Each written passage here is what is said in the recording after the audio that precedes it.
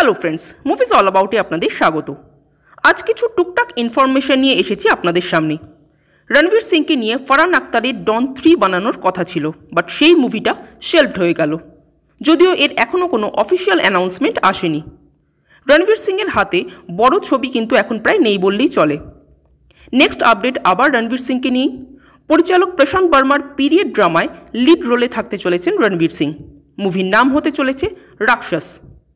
স্বাধীনতার আগের প্রেক্ষাপটে নির্মিত হবে এই গল্প। এই মুভিতে নেগেটিভ শেডে আমরা দেখতে পেতে চলেছি রণবীর সিংকে।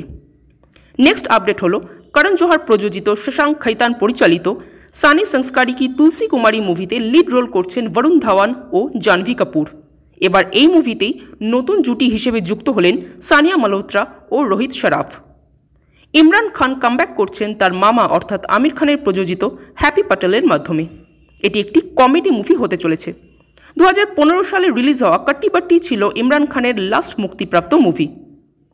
ফাইনালি আসতে চলেছে পঞ্চায়েত সিজন 3 28 মে অ্যামাজন প্রাইমে। লাস্ট আপডেটটি হলো দেবের খাদানকে নিয়ে। খুব সম্ভবত খাদান পোস্টপন হতে চলেছে। 2024-এ নয়, বরং দেব যিশু সেনগুপ্তের জুটিকে বড় পর্দায় দেখবার জন্য দর্শককে 2025 অবধি ওয়েট করতে হবে। ভোটের পরই দেব শুরু করবেন টেক্কা ও খাদানের বাকি অংশের শুটিং। আজ এ পর্যন্তই।